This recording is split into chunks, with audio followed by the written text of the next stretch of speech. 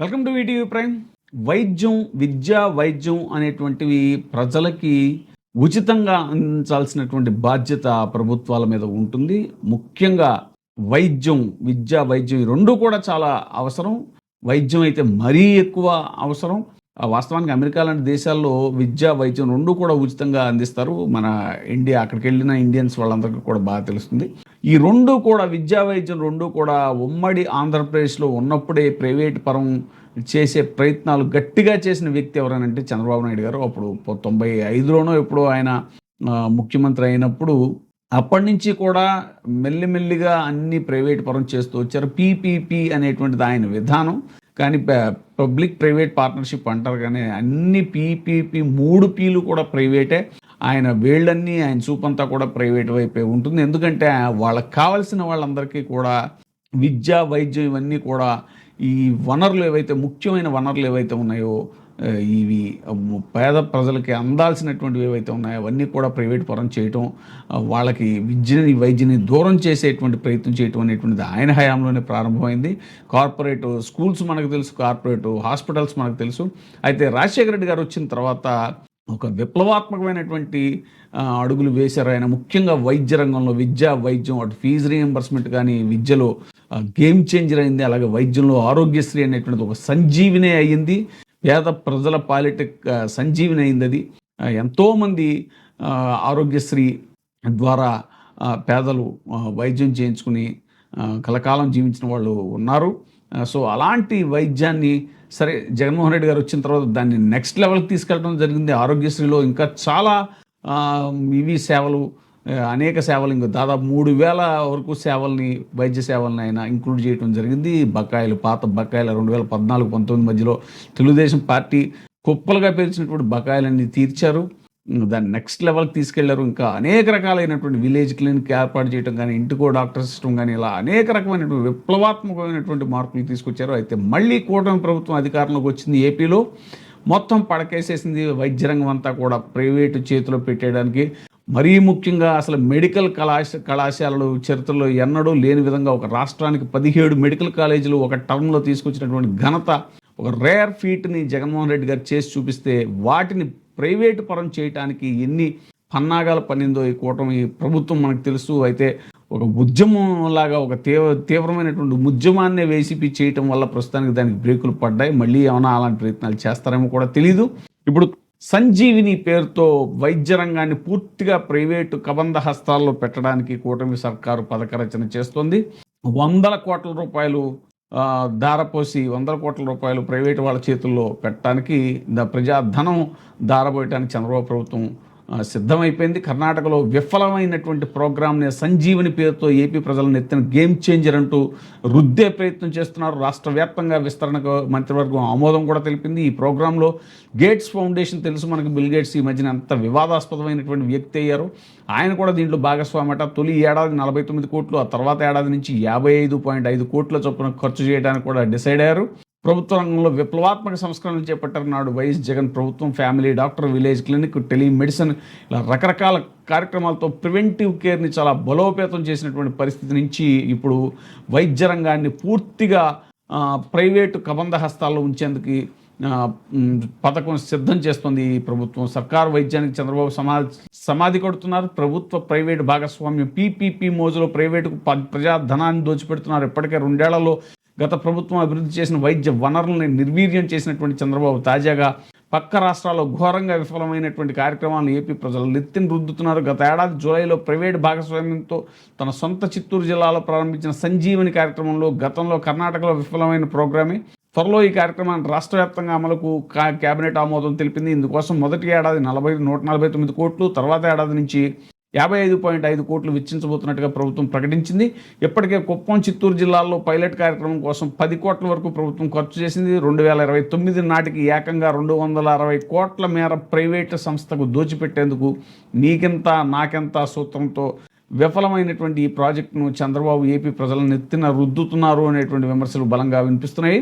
పొరుగున ఉన్న కర్ణాటకలోని కోలార్ జిల్లాలో ప్రైవేట్ భాగస్వామ్యంతో 2017లో డిజిటల్ నెర్వ్ సెంటర్ అనేటువంటి కార్యక్రమాన్ని సిద్ధరామయ్య సర్కార్ మొదలుపెట్టింది. తొలుత పైలట్ ప్రాజెక్టుగా అమలు చేసింది. అయితే ఆ కార్యక్రమం ఘోరంగా విఫలం కావడంతో అప్పటి ప్రభుత్వం అడుగు ముందుకేయలేకపోయింది. ఇదే సందర్భంలో దేశంలో డిజిటల్ వైద్య సేవలను బలోపేతం చేస్తూ ఆయుష్మాన్ భారత్ డిజిటల్ మిషన్ ఈ సంజీవిని వంటి కార్యక్రమాలను కేంద్ర ఆరోగ్య శాఖ ప్రారంభించిన నేపథ్యంలో రాష్ట్ర ప్రభుత్వం సొంతంగా ఒక ప్రత్యేక నెట్వర్క్ని నడపడం కంటే కేంద్రం అందించే నిధులతో ప్రభుత్వ రంగంలోనే ఆరోగ్య సేవలు అభివృద్ధి చేయాలి అని అక్కడ ప్రభుత్వం నిర్ణయించింది. అయితే దీనిని సంజీవని అంటూ మన రాష్ట్ర ప్రభుత్వం అమలు చేయడం వైద్య వర్గాలని విస్మయపరుస్తుంది. వాస్తవానికి సంజీవని కార్యక్రమం గతంలో వైఎస్ జగన్ హయాంలో ప్రభుత్వ రంగంలోనే దిగ్విజయంగా అమలైన కార్యక్రమం. అప్పట్లో టెలిమెడిసిన్ ద్వారా రోగులకి స్పెషలిస్ట్ వైద్యుల కన్సల్టేషన్ సేవల్ని వైఎస్ జగన్మోహన్ రెడ్డి గారి ప్రభుత్వం ప్రారంభించింది. వైఎస్ఆర్సీపీ ప్రభుత్వం దిగిపోయే నాటికే రాష్ట్రంలోని 85% మేర పౌరులకి ఆయుష్మాన్ భారత్ డిజిటల్ హెల్త్ అకౌంట్లు రూపొందించారు. అంతేకాకుండా పౌరులందరికీ స్క్రీనింగ్ చేసి ఆరోగ్య వివరాలని డిజిటల్ హెల్త్ అకౌంట్స్లో నిక్షిప్తం చేశారు. ఆరోగ్యశ్రీ పథకాన్ని బలోపేతం చేయడంలో భాగంగా పథకం కింద చికిత్సల వివరాలన్నింటినీ కూడా డిజిటలైజ్ చేశారు. ఏబిడిఎం టెలిమెడిసిన్ సేవల కల్పనలో దేశంలోని ఏపీ మొదటి స్థానంలో నిలిచి అనేక సందర్భాల్లో కేంద్ర ప్రభుత్వ కితాబును కూడా పొందింది. మిగిలిన రాష్ట్రాలన్నిటినీ ఏపీ ఆదర్శం అంటూ పలు సందర్భాల్లో కేంద్ర ఆరోగ్య శాఖ స్పష్టం చేసింది. ఇలా 2024 నాటికే ఎంతో కీలకమైనటువంటి ప్రివెంటివ్ కేర్లో గ్రామ స్థాయిలో సమర్థ వ్యవస్థ ప్రభుత్వ రంగంలో వచ్చింది. దీని అంతటినీ నిర్వీర్యం చేస్తూ చంద్రబాబు పీపీపీ పేరిట విఫలమైనటువంటి కార్యక్రమాన్ని మళ్ళీ భుజానెత్తుకోవటం అనేటువంటిది దుర్మార్గం అంటూ ఇప్పుడు ఒక చర్చ జరుగుతుంది. ఏబిడిఎం కార్యక్రమాన్ని నేరుగా ప్రభుత్వం అమలు చేస్తుంది. ప్రజల ఆరోగ్య భద్రత, వ్యక్తిగత వివరాలు, గోప్యతకు ఏమాత్రం భంగం వాటిల్లకుండా నేషనల్ హెల్త్ అథారిటీ అత్యంత సేఫ్ అండ్ సెక్యూర్గా సాఫ్ట్వేర్లను రూపొందించి కార్యక్రమాన్ని అమలు చేస్తుంది. ఇంతటి పటిష్టమైన వ్యవస్థను కాదని సంజీవని పేరిట ప్రైవేట్ వ్యక్తుల చేతుల్లో రాష్ట్ర ప్రజల డేటాను చంద్రబాబు పెడుతున్నారు. ఇది ప్రజల ఆరోగ్య భద్రత, వ్యక్తిగత గోప్యతకు అత్యంత ముప్పు తెచ్చే అంశమని కూడా వైద్య వర్గాల్లో చర్చ నడుస్తుంది. చిన్నారులపై వికృత లైంగిక దాడులకు సంబంధించిన ఎప్స్టీన్ ఫైల్స్లో ఆరోపణలు ఎదుర్కొన్నటువంటి మైక్రోసాఫ్ట్ అధ్యక్షుడు బిల్ గేట్స్కు చెందిన గేట్స్ ఫౌండేషన్ కూడా బాబు సంజీవని కార్యక్రమంలో భాగస్వామిగా ఉంది. ఈ క్రమంలో బిల్ గేట్స్ను ఈ ఏడాది ఫిబ్రవరి నెలలో రాష్ట్రానికి పిలిపించి చంద్రబాబు హడావిడి చేశారు. వాస్తవానికి హెల్త్ కేర్ రంగంలో టెలికన్సల్టేషన్లు, ఇతర డిజిటల్ హెల్త్ సేవలు అందిస్తున్న ప్రైవేట్ సంస్థలు సైతం ఎన్హెచ్ఏతో కలిసి పనిచేస్తున్నాయి. కేంద్ర ప్రభుత్వమే నేరుగా నిర్వహిస్తున్న కార్యక్రమం కావడంతో భద్రతాపరమైన ఇబ్బందులు తలెత్తవు. దేశంలోని అన్ని రాష్ట్రాల్లో ఏబిడిఎం అమలుకు జయకొడుతుంటే బాబు మాత్రం ప్రైవేట్పై మోజు చూపడం అనేటువంటిది గమనార్హం అనేటువంటిది ఇప్పుడు వస్తున్న సమాచారం. ప్రైవేట్ వ్యక్తుల ప్రమేయం లేకుండా దేశంలోని అత్యంత సమర్థంగా డిజిటల్ హెల్త్ టెలిమెడిసిన్ సేవలను బలోపేతం చేస్తూ నాడు వైఎస్ జగన్ ప్రభుత్వం పలు చర్యలు తీసుకుంది. దేశంలో ఏ రాష్ట్రంలోనూ లేని విధంగా గిరిజన మారుమూల గ్రామాలకు సైతం ప్రభుత్వ వైద్య సేవలను చేరువ చేస్తూ 2500 జనాభాకు ఒకటి చొప్పున 10,032 విలేజ్ క్లినిక్స్ని కూడా నెలకొల్పింది. మరోవైపు స్మార్ట్ ఫోన్ ఉన్నవారు ఈ సంజీవిని ఓపీడీ యాప్ ద్వారా ఇంటి నుంచే వైద్య సేవలు పొందడానికి ఆస్కారం కల్పించారు. స్మార్ట్ ఫోన్ లేని వారికి ఆశా వర్కర్లు సహాయపడ్డారు. ఇందుకోసం రాష్ట్రంలోని 42,000 మంది ఆశా వర్కర్లు నాటి ప్రభుత్వం స్మార్ట్ ఫోన్లు పంపిణీ చేసి వాటన్నిటినీ కూడా హబ్లకి అనుసంధానించింది. 2019 నుంచి 2023 డిసెంబర్ నాటికి దేశవ్యాప్తంగా 18.3 కోట్ల టెలికన్సల్టేషన్లు నమోదైతే ఒక్క ఏపీ నుంచే అత్యధికంగా 25% అంటే 4,61,000 4,61,1,963 కన్సల్టేషన్లు నమోదయ్యాయి. ఈ అంశాన్ని అప్పట్లో కేంద్ర ఆరోగ్య శాఖ పార్లమెంట్లో కూడా ప్రకటించడం జరిగింది. రాష్ట్ర వ్యాప్తంగా వైద్య కళాశాలలు, జిల్లా ఆసుపత్రుల్లో 27 హబ్బులను వైఎస్ జగన్మోహన్ రెడ్డి గారి ప్రభుత్వం ఏర్పాటు చేసింది.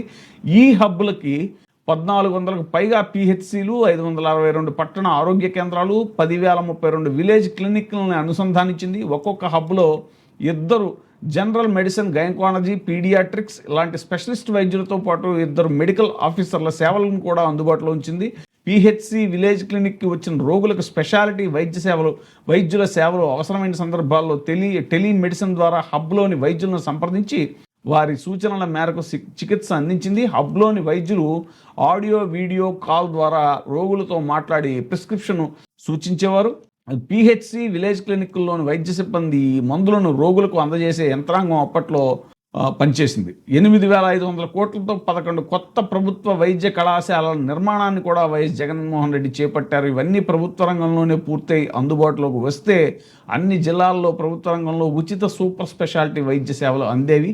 మరి అంతటి గొప్ప నిర్ణయాన్ని, అంతటి గొప్ప సిస్టమ్ని, హెల్త్ సిస్టమ్ని డిస్ట్రాయ్ చేస్తూ ప్రైవేట్ వాళ్ళ చేతుల్లో పెట్టి ఆ క్విడ్ ప్రోకో లాగా వాళ్ళ దగ్గర నుంచి కమిషన్ల కోసం కక్కుర్తి పడుతూ ఈ ప్రభుత్వం సంజీవిని పేరుతో చేస్తున్నటువంటి ఈ ప్రయత్నం ఏదైతే ఉందో అది మృత సంజీవనిగా మారబోతోందా అనేటువంటిది ఇప్పుడు జరుగుతున్న చర్చ.